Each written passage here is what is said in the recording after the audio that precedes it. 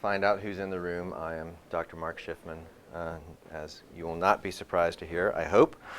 I am the current chair of the Humanities Department here at Villanova, and have a range of interests that include philosophy and political theory, among other things. So that's me, and so now the rest of you can tell the rest of us who you are. I'm Gabriella. I'm a senior and I study humanities and theology. I'm Brianna. I'm a junior political science and humanities student. I'm Rebecca. I'm a freshman computer science student. I'm Tam. I'm a freshman in the business school. I'm Kayla. I'm a freshman undeclared. I'm Matt. I'm a senior studying marketing and economics. Tony, humanities and Italian studies. I'm Akash. I'm a chemical engineering senior. I am Brian. I work here in campus ministry. I'm Dan. I'm a freshman majoring in history. I'm Mara. I'm a freshman in business school. I'm Hannah. I'm a freshman majoring in humanities. Peter. I'm a freshman in business school. Lowell, freshman business school. Davey, freshman in business school. Lanya, freshman in business school. Claire, freshman in liberal arts. I'm JJ, and I work in student life and a theater professorship. Old friend. Very good. All right. So let's get rolling here. First of all, how many people in the room have read this book or some part of this book? Okay, good.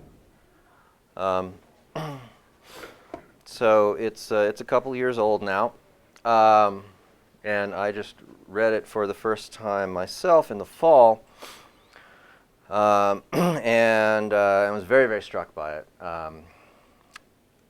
to the point where I knew I wanted to talk about it today. I had not really much idea what I was going to say about it, but I had a lot of thoughts. And so I'm hoping that the thoughts that I did put together make some kind of sense. One of the striking things to me about this book, and I'm going to presume to agree with Toni Morrison that it's required reading, in the sense that it's a very powerful expression, description of a very important feature of contemporary American life in a very expansive context, and very not only historically providing perspective on our current situation, but also in a certain sense, in a very explicit sense, philosophically, theologically, sketching out how he's interpreting this himself. And in I suppose it's important to mention, and I'm going to talk a bit about various Augustinian dimensions of this text, but certainly in the very intimate and honest autobiographical mode of this book. It's very reminiscent of Augustine's Confessions, which ultimately means in some roundabout historical sense exists because Augustine's Confessions exists, since Augustine was original in doing this kind of thing. But that's a distant connection, but there are other connections I want to make. And the incredible thing to me about this book is the deep honesty. It's talking about it's written in the form of a long letter to Coates' own son, who is 15 at the time of the writing, which is a couple years ago. And so, the age roughly of some of you in the room. And his father finds it necessary to explain to him and give him some perspective on what he needs to know to to be a young black man in the United States and both survive and stay sane. And to do all that with as much honesty as possible, that's always the central priority. And in this honesty, Coates brings the reader intimately inside this experience of being a black man in America in a way that I don't think anyone else has ever done, with the same kind of effectiveness. And an effectiveness speaking both to a black audience and a white audience, though he thinks there are certain, there are very difficult limitations to get over in speaking about these things to a white audience, or, as he says, an audience of people who think of themselves as white. I may say more about that later. And this honesty is, in a sense, the main thing I want to talk about, or at least is the anchor of what I want to talk about. And so I'm going to kind of put it out there that I've been in academia for quite some time, long time in grad school, a long time here, and I don't always find that the academic environment is the most hospitable to real honesty. And you may find that yourself if you are inclined to seek real honesty. While it seems like that's supposed to be something that we're about, right? Honest inquiry. But it's very hard to talk honestly about the kinds of things that Coates is addressing. And so partly what I want to do is challenge some of the ways that we think and talk about the kinds of conversations that we should be having, and how this book, and especially in its relationship to Martin Luther King, can help us approach these questions more honestly. And there are a few reasons that I wanted to focus both on Coates and King. For one reason, King, in a sense, is the whole reason we're here today, right, that we have this program. We're, in some sense, trying to address his legacy, remind ourselves why we think he's important, and where we're at in relation to what he was trying to do. But also, given that this is Villanova and a self-consciously, deliberately Augustinian university, not just in the sense of belonging to the Augustinian order, but in the spirit of Augustine. King's writings, and especially perhaps the letter from Birmingham Jail, which is the most likely one for most of you to have read, they really are the most Augustinian of all contributions to the American tradition of writing about our life as Americans, I think.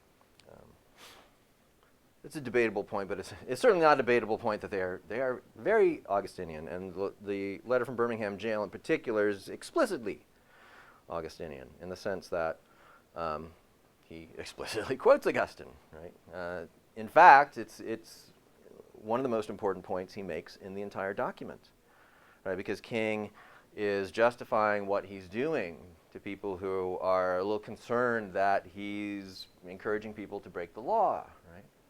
And he quotes Augustine. He says, I would agree with St. Augustine that, quote, an unjust law is no law at all. Right? And so appealing to Augustine as an anchor of what we call the natural law tradition. So reflection upon King, I think, number one, is a helpful way of bringing us back to our institutional roots and character, and particularly as it bears upon these questions of race that we care about today. And Coates, as I said, is not only is he a brilliant expression of where this issue is today, but he's also somewhat explicitly and somewhat implicitly critical of King's way of approaching this issue. And so raises some important questions for us to think about. Though ultimately, as I'll try to show, he's critical in a questioning way, which again is a good model for us, I think. and this critical questioning and the issues that it revolves around provide a model both for the kind of honesty that I'm talking about that may or may not be possible in our academic setting, but that ought to be possible given our Augustinian commitments.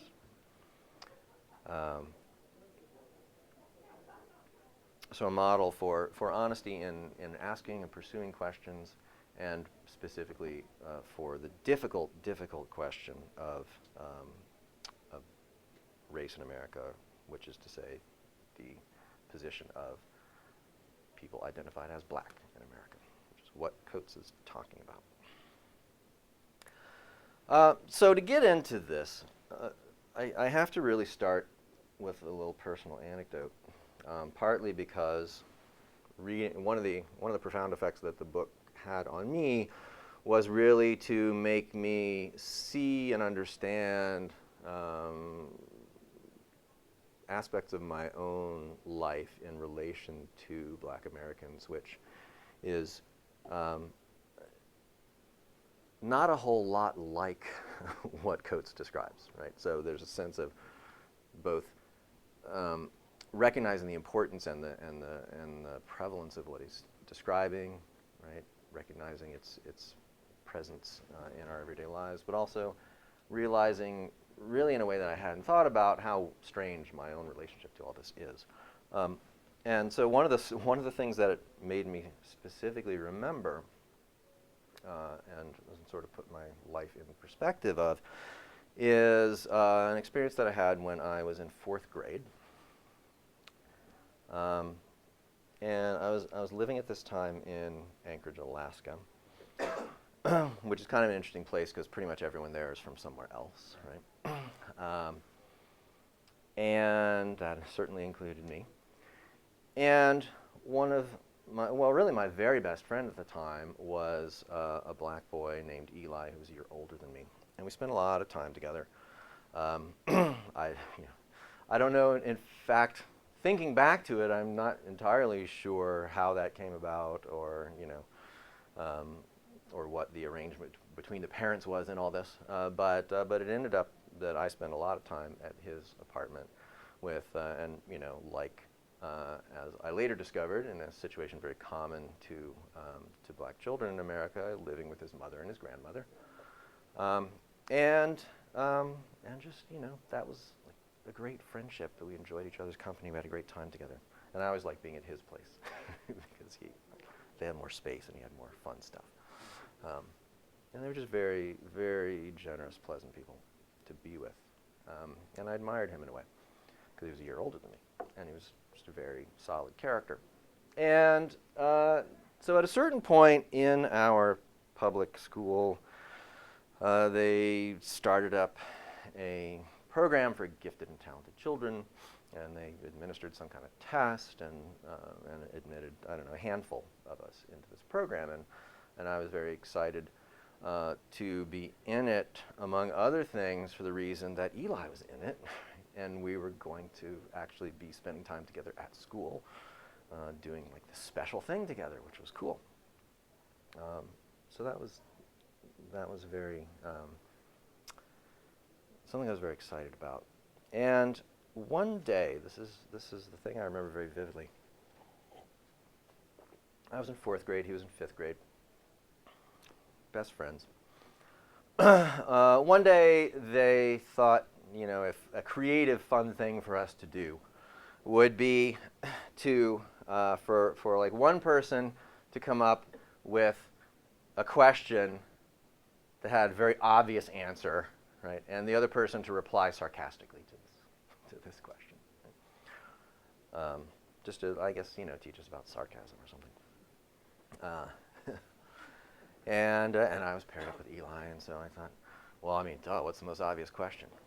Are you an Afro-American, right? Which is the term that we used at the time. Like, he was like the only one in the room, right? And it's kind of funny. I thought his answer that he came up with was fairly witty for a 5th grader, for sure.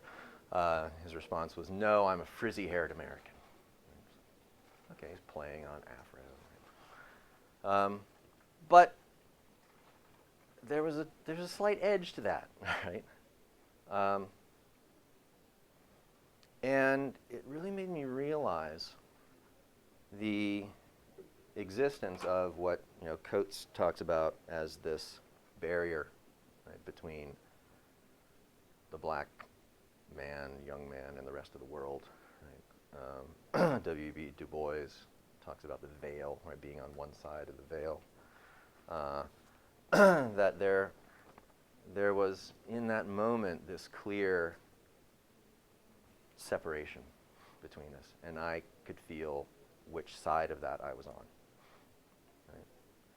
Which was kind of an outside. And this is what Du Bois particularly describes, and Coates is picking up on as well, right? That that the side of this division that black Americans find themselves on gives them a kind of heightened consciousness of their place in relation to other people and their relationship to the rest of the world and to how the rest of the world works and looks at them, right? And obviously I wasn't thinking all that when I was in 4th grade, but it was there, right? I felt it.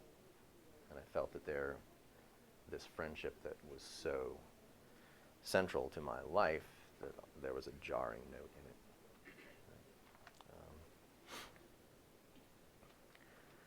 it. So what Du Bois and Coates both argue that this position provides a certain clarity of vision, and that people who think of themselves as white, which is premised upon the not white as a category, right, the black particularly, are trapped inside this veil, inside what Coates refers to as the dream, right? Which is to say, a kind of fantasy vision of what the meaning of American life is. He's certainly playing on both our expression, the American dream, right, and talks about how as a child in the hood in Baltimore, right, he would see on television these images of this like other world where people like lived in houses with lawns and had like nice stuff, and no one shot at them when they were walking to school or threatened to hurt them routinely. And what a strange other reality this was. And for him, as I'll talk about a little later, not only is there this overtone of the American dream as this illusion, this fantasy that most Americans are trapped inside of, such that they can't see what that vision is built upon, and the way that affects and has historically affected the black American community. But also he's also thinking of King's I Have a Dream speech in relation to that. And I'll come back to that.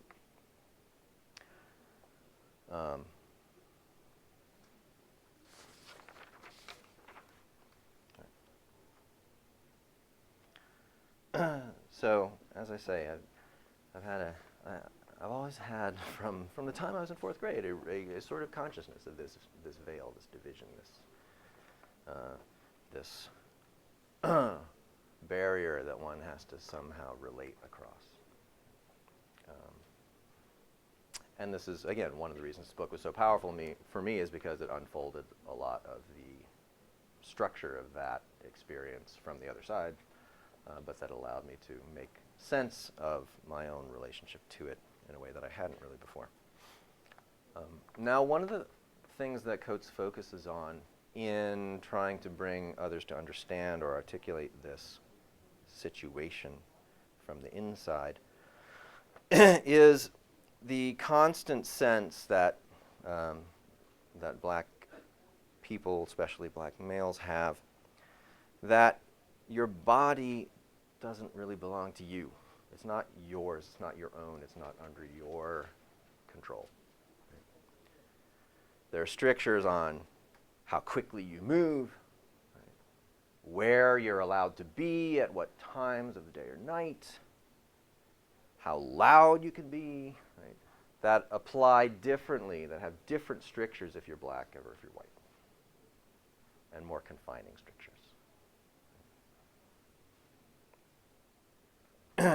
So if like Coates, you grew up in the hood, then everything all the way down to how you walk when you walk to school and what route you take to get there and what you do with your hands while you're walking and seeing other people and how you move your eyes, right? These things are all calculated to avoid encouraging someone else to hurt you. It's a constant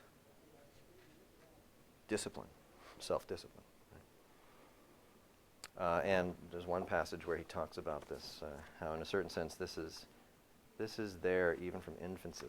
He's talking about later when he moves to New York and how astonishing it is to him. Right? It's the first time that he's like moved freely in like parts of the world where like black and white people are just kind of there doing their thing. Right? He remarks, I saw white parents pushing double-wide strollers down gentrifying Harlem boulevards in T-shirts and jogging shorts. Or I saw them lost in conversation with each other, mother and father, while their sons commanded entire sidewalks with their tricycles.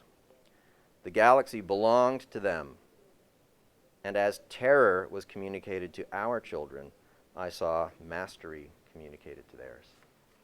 Right? This ease of movement, this like unconcern.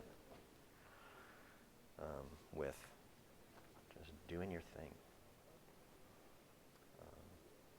So it's important to emphasize, or one of the ways that we often think and talk about this race problem is as a problem of exclusion, right? Exclusion, particularly from opportunity, right? Equal opportunities, sort of differential of opportunities, which is important to think about for sure. But what he's talking about, in fact, is on the flip side of that, right, is about being closer to reality and the truth because of living outside of a certain world of illusion and fantasy and false security that he calls the dream. And if you think about it, this is a vision. That's this dream that he's talking about is something that college often encourages in us, right?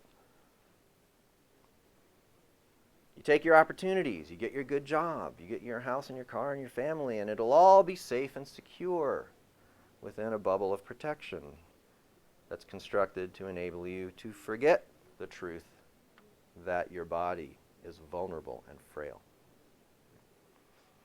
That right now, this very second, it would be possible for someone to attack you with a club and break your bones and your joints and damage your internal organs, and you might not be able to stop them.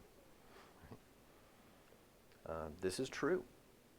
This is a truth about being human.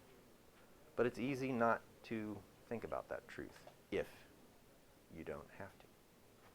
In fact, we much prefer never to think about that truth if we don't have to. But, as Coates points out, if you're black, you know that because it could happen, and it does happen. He writes to his son.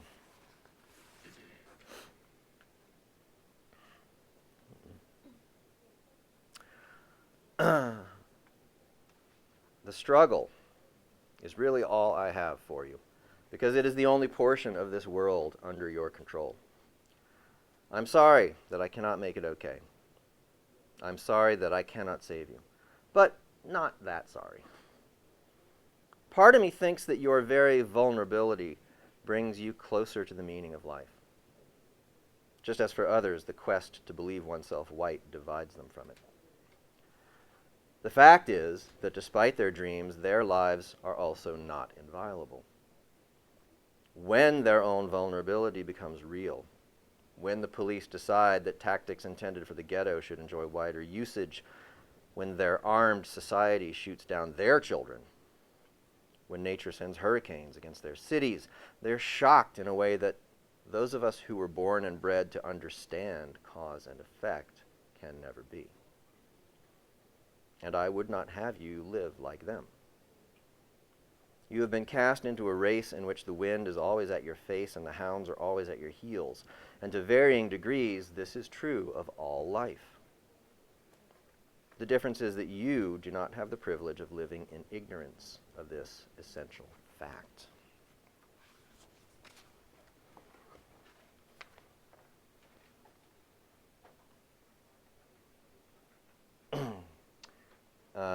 This put me in mind of similar reflections that I had about September 11th events, and something that I wrote, which actually now I'm not sure I have with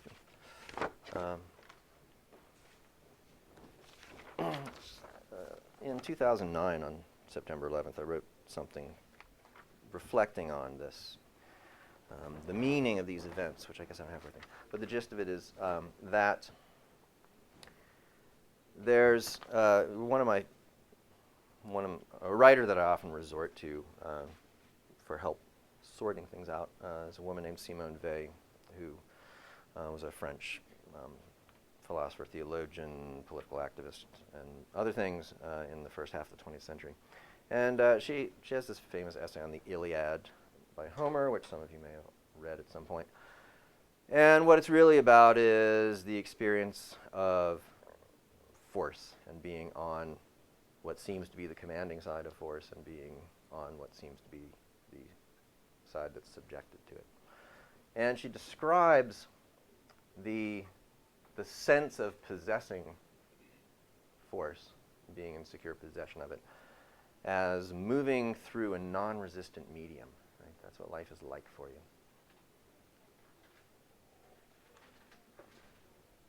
And that really came to my mind as I was trying to make sense in the days after the attacks of what this strange mood was that the country seemed to be going through but not quite able to do anything with.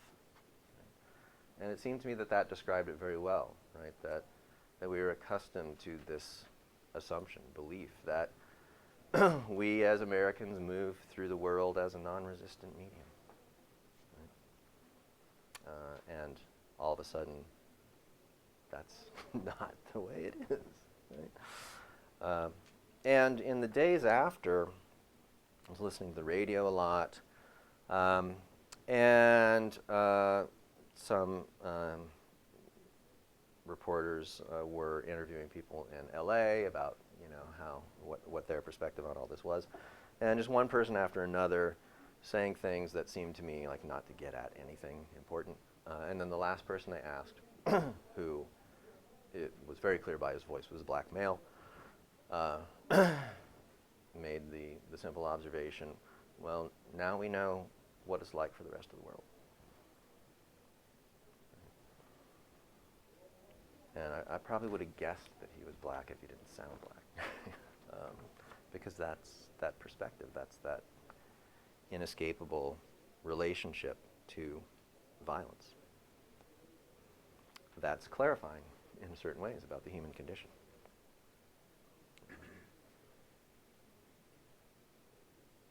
So Coates describes all of this in a very lucid and compelling way. And up to this point, I've just been trying to bring you into what the heart of his project here is, and what is important for us to hear in it, to see in it. So now I want to shift into the heart of my topic, which follows naturally from this in a way. Coates himself begins to develop an awareness of his condition as a matter of black identity in grade school, right? That's to say, okay, there's all this, walking to school is a dangerous thing kind of thing. That's okay, that's life, right? But, and this is where he comes into a little friction with our friend Martin Luther King. He says, every February, my classmates and I were herded into assemblies for a ritual review of the civil rights movement. Our teachers urged us toward the example of freedom marchers, freedom riders, freedom summers, freedom schools.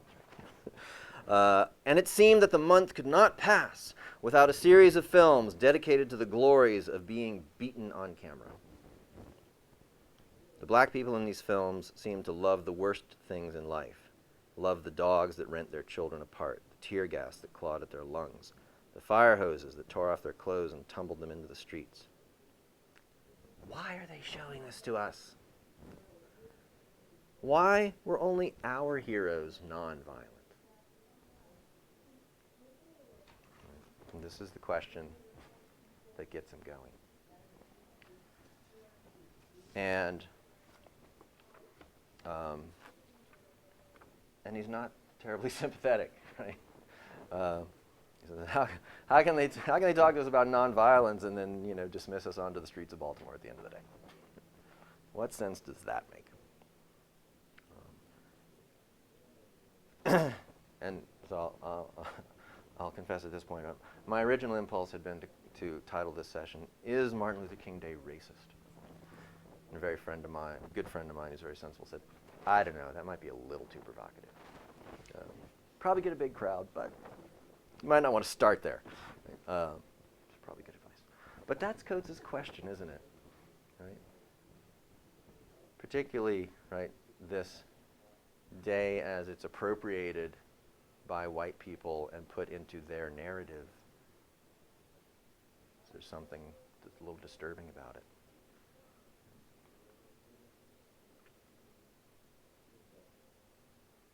And one of the things it shows, right, because Coates himself chooses another path, and it's a path that is marked out by another figure, Malcolm X. Right? And Coates himself, I think it comes across pretty strongly. He's not super explicit about it, but he touches on it several times. Is very clear that this is a real fundamental question. Right? It's very starkly posed for the black community by the King-Malcolm alternative. Right? The question, namely, of the truth of Christianity. Because that's what King's acting upon, fundamentally. That's where the commitment is coming from. Why be committed to nonviolence? Right? Now, granted, he drew inspiration also from Gandhi and Hindu thought, but then Gandhi also was drawing inspiration from Christian tradition and from Henry David Thoreau, who was also influenced both by Indian and Christian. Right? So you can't separate these things. But for King, the heart of it and the grounds upon which he justified it and practiced it and developed the practice was explicitly Christian, and it was a Christian movement, right? In a sort of ecumenical way, but very explicitly inspired by the suffering of Christ ultimately. Right? So that's a core question. And I think always will be, but it's easier to gloss over it, right? So we sort of, especially when you fold the question of race, which you call race and therefore don't explicitly name as being black in America, which is really the heart of the question for Coates for sure, and then fold race within diversity, and diversity is all about sort of having multiple voices around. It's easy to lose. And certainly at Villanova, it's not something we should lose, that this is an inescapable question. If we're going to be honest, right? The question, is Jesus Christ the truth or not, is fundamental. I have a friend, an older friend in my church congregation who, when he was young, was a member of the Black Panthers for a while. taking that Malcolm X direction. He grew up with, his mother, particularly raising him as a Christian, and he, as a young man, sort of got on that path, and they taught him how to, use firearms, and then at a certain point, he just realized, no, this is not my path. Right? And he went back and started reading the Bible seriously and getting deeper into that. And I asked him, we were talking about this, and I asked him, well, so did the Panthers pressure you, to once you decided to leave? And he said, well, yeah, they were on my case for a while, but then I told them that I'd found Jesus Christ, and then they left me alone, because that alternative is clear to them, right?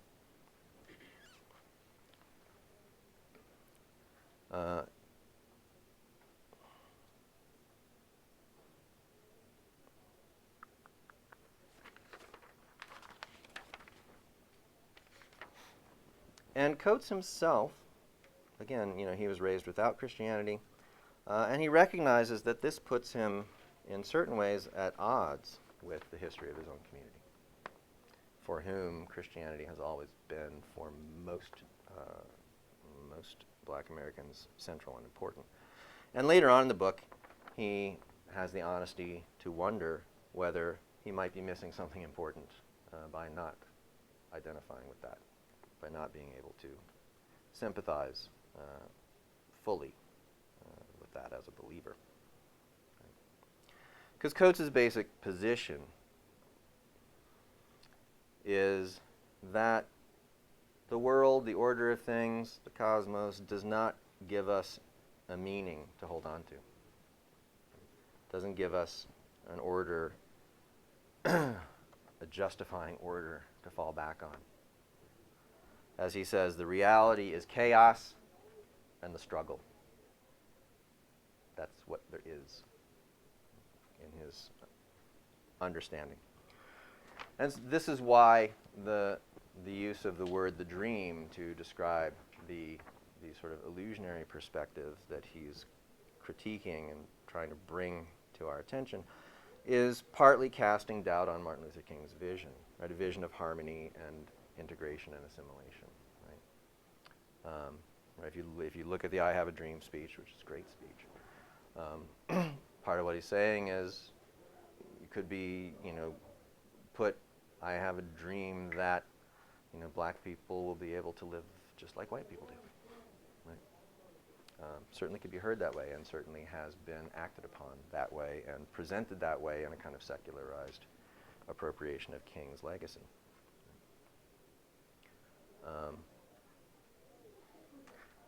Now, I would argue that in this respect, as I said, King is the very Augustinian thinker, but in this one small respect, Coates is arguably more Augustinian. Right? That is, if you think about Augustine's discussion of politics in the City of God, right? Which some of you have read, some of you who haven't, I hope, will read. Augustine is very clear that human politics is not a beautiful thing, right? Or if it looks beautiful, then you're not looking closely enough. Right? The politics really is whatever best compromise you can come up with between conflicting wills. And so to believe that there's redemption in politics and history in that sense is putting your hopes in the wrong place, according to Augustine.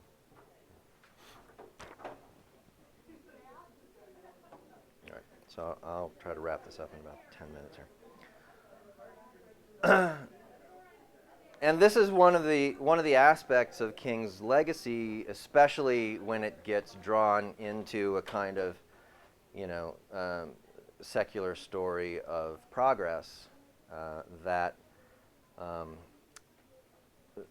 certainly Coates himself is very hesitant about and critical of, and that I think Augustine would encourage us to be a little suspicious of too, right? That the the narrative, right? There's this, right? The gains that have been made, such as they are, they're significant, right? Being like, ending slavery and gaining civil rights.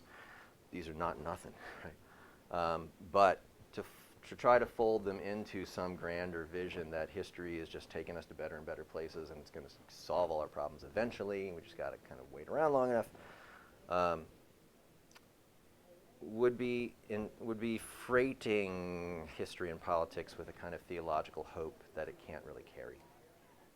Right? This would be Augustine's criticism. And I think there is something of this as an effect of King's rhetoric. And there are good reasons for King to use the rhetoric he uses in the situation he's using them in, but there is also in this element of a kind of historical redemption hope, right, that Coates just doesn't accept in the least. And here's a passage I want to read you.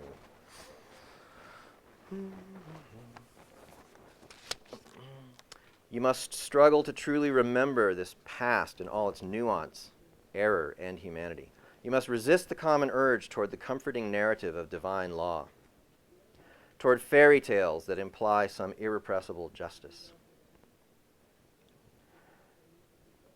Perhaps our triumphs are not even the point. Perhaps struggle is all we have, because the God of history is an atheist, and nothing about his world is meant to be. So you must wake up every morning knowing that no promise is unbreakable, least of all the promise of waking up at all. This is not despair. These are the preferences of the universe itself. Verbs over nouns, actions over states, struggle over hope. That's his honest assessment. That the faith that we put in progress is a mythology, and a mythology that encourages forgetfulness. Right? If it's all about, well, everything's going to be better in the future because everything in the past sucked, right, then it doesn't encourage a lot of remembering of the past. Not much to love about it. You just keep looking forward and forget all that. Right? And this, I think Coates sees as a kind of mythology that suffocates the honesty that he wants. Not only an honesty about how the various ways in which things have been bad, right? But also how within whatever the contemporary badness is, right? How did one find the beauty in life? How did one find love and friendship and human solidarity within that? Because it's always that in some way. It's always this vulnerable human condition where somewhere nearer or further off, violence is being dealt with somehow and is being dealt out somehow.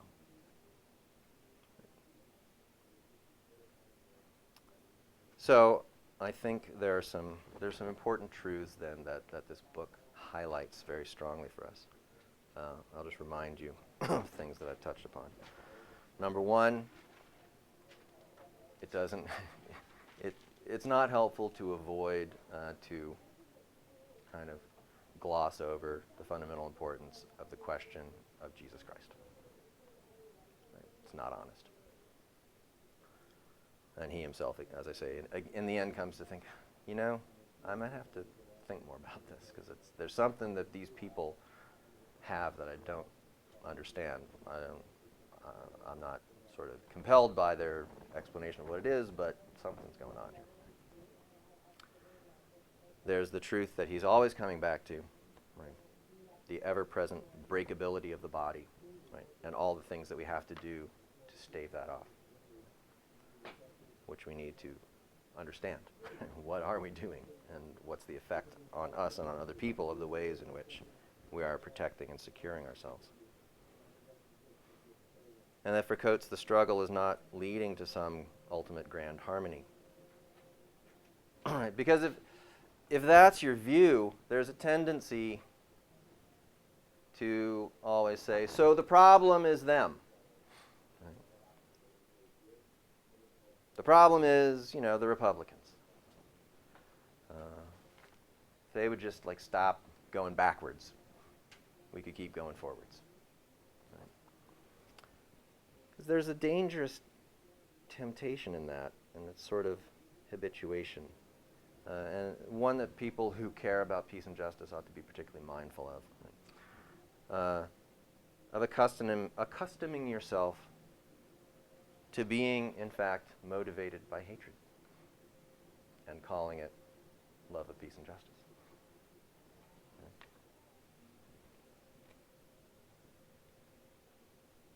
So it's uncomfortable. It's uncomfortable trying to live together in acknowledgement of these truths. But this is finally the lesson of Coates for the meaning of education. Right. Aside from the value of honesty and the difficulty of honesty, it's not about being comfortable. He talks about how his history professors make him face up to his dishonesty, right, as he's attempting to unearth an alternative black history, right, where you have all these black heroes of civilization, right, to be my version, right, what he calls a trophy case of heroes and a weaponized history. And he says, my professors have seen it all before. And he says something I think is useful for us to hear. It began to strike me that the point of my education was a kind of discomfort, was the process that would not award me my own special dream, but would break all the dreams, all the comforting myths of Africa, of America, and everywhere, and would leave me only with humanity in all its terribleness. And there was so much terrible out there, even among us. You must understand this.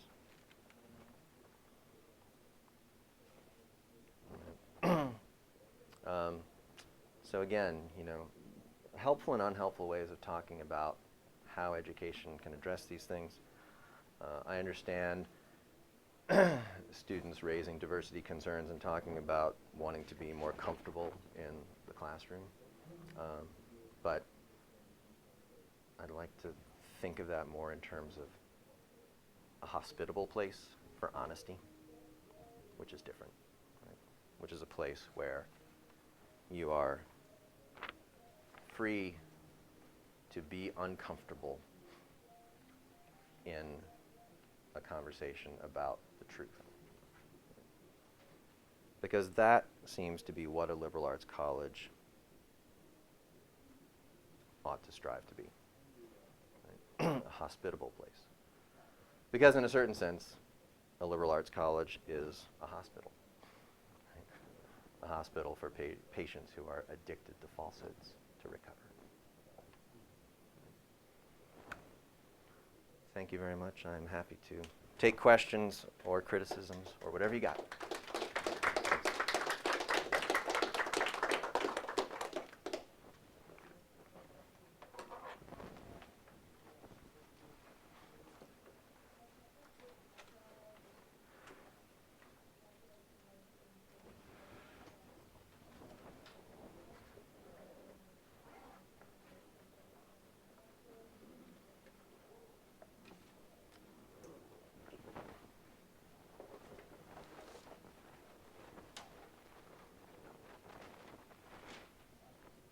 How about some of you who've read this before?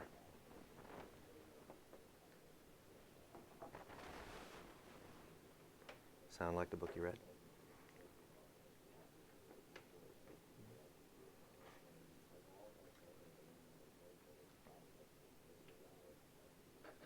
Yeah. I have read this before, but I was just wondering, in the beginning you talked about the veil between you and your friend, and so I presume that veil is between all people of color and white people. Would you say the way to deal with that is the honest environment rather than a safe space, or how do you advocate dealing with that? Yeah, general prescriptions are very hard on that point.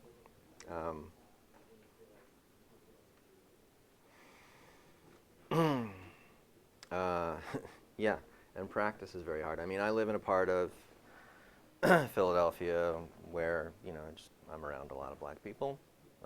My kids go to school in a very mixed place. So, I'm talking to other black parents, helping make sure that, their kids are, being looked after. And I think for me, the main thing is, first of all, to not be afraid to talk about what comes up. It's very hard to do it tactfully. Right? It's very hard to know where you're touching on nerves and what people are going to be comfortable being honest about. But as a basic disposition, I think it's important to to be unafraid of acknowledging those frictions that are there. They're going to be there.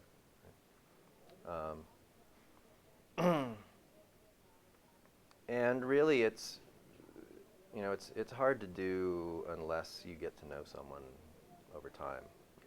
Get to know, how sort of how I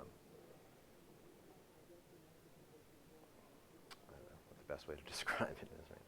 How open they are to letting you in or crossing that line. So I think the best thing I can say is just occasions for developing friendships are really the most important thing. There's no sort of formula for diplomacy, and trying to get inside someone else's life a little bit to understand it. Yeah. I think I wonder about the question of not necessarily like what we're calling it, right? Safe or trusting, hospitable, but also about like who's holding the space, like who's particularly from like authoritative or culturally who has sort of taken responsibility for a space, because those words can have like the idea of truth is that if some of us are living in the dream and other of us have another sense of a truer sense of the violence and the lack of safety all around us, our definitions of comfort and safety are gonna feel really different. Absolutely. Yeah. There was so one of the things that I found really compelling in the book, as someone who's spent most of my time in white spaces, and thinking of them as normative, was Coates spends a lot of time talking about his time at Howard University, and some of just the anecdotes of his day-to-day life and his writing poetry, but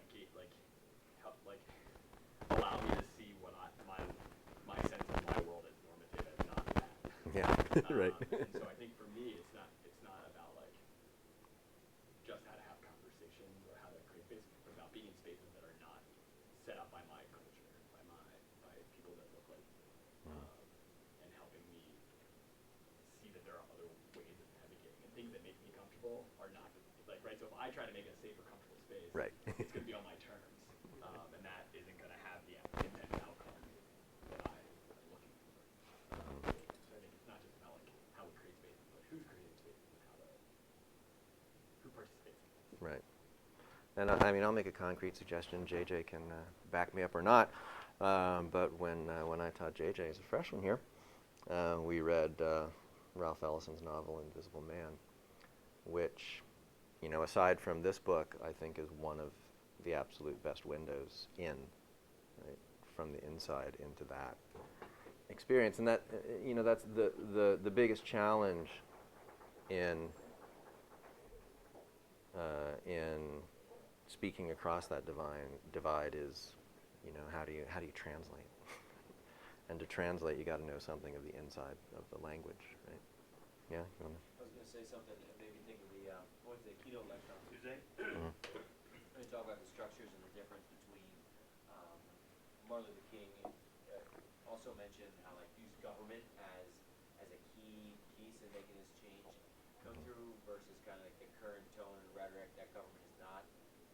kind of the not the key and not the way to do that, and how both of those are kind of like clashing with one another and continue to play out even within this structure, because you talk about the struggles and the system that is created that fuels that. So I thought that was interesting too. Yeah. Yeah. Gosh. Regarding the first question about breaking down the veil, and you recommended breaking it down by building friendships and working on a one-on-one basis. What are your thoughts on what happens to that veil when legislation furthers the cause of Black Americans? I'm thinking particularly about affirmative action, but may see it thicken that veil for those on the other side of it. Though it furthers the cause. Yeah. Yeah, I mean, and this is something that Coates himself, in a different version, right? He's got this famous article about reparations, an argument in favor of reparations based on the history of, profiting from the restrictions upon Black Americans. And it's interesting. There's a recent piece that he did, a sort of exit interview with Barack Obama, and and part of what you can see if you read that is that he's pressing Obama on things he did or didn't do, could have done or couldn't have done, and this reparations issue comes up among other things, and you can see Obama trying to school him a little bit on what political practicality is like. Like, it's one thing, you can make an argument and say, well, there's a justification for this, but moving from a justification for something to, okay, what do we do about it, right, is a very, very different thing. So, so there's a sense in which I find very compelling his argument that it is incumbent upon America as America to do some things for, remedying this history, insofar as that's possible. And in some ways, affirmative action is one way of doing that has some good effects and some bad effects. And I think anything, right, this is where I'm kind of on the same page with Coates. I think anything that you try to do is going to have both good effects and bad effects, if it has any good effects. Right? So I think the first way of dealing with the situation that you're describing is, again, to try to see what's the claim of justice that's there, right? And then to accept the fact that there's no perfect way to pursue that claim, and to be sympathetic. That's, again, I think one of the effects of really getting inside Coates' experience through this book is you just realize, man, this is really, really bad, right? This is a bad life in certain fundamental ways, and it's a bad history, right? And we're in certain ways kind of helpless to do anything about it. You can't change history, right? But we can try to do something to make it a little better in some way. Now, the other part of that, right, the sort of Augustinian, right, dimension is just reminding yourself there are never perfect solutions, right? And what's going to benefit one person in terms of what we can do politically is generally inevitably going to disadvantage someone else, right? Because politics is about trade-offs. Right? That's why, I emphasize the where I see and where I think Coates mostly sees the remedies that exist are on this really personal level, right, on the level of being able to love someone, right, being able to befriend someone, being able to to recognize what's just and important in where they're coming from and what they're trying to address here. Right? So, I mean, I grant you this the affirmative action approach, right, is going to heighten certain tensions. I don't think there's any way around that. But it's just one other, one other challenge for trying to operate on that personal level and, just sort of put the justice questions as the trade-off questions into perspective, I think, if that makes sense.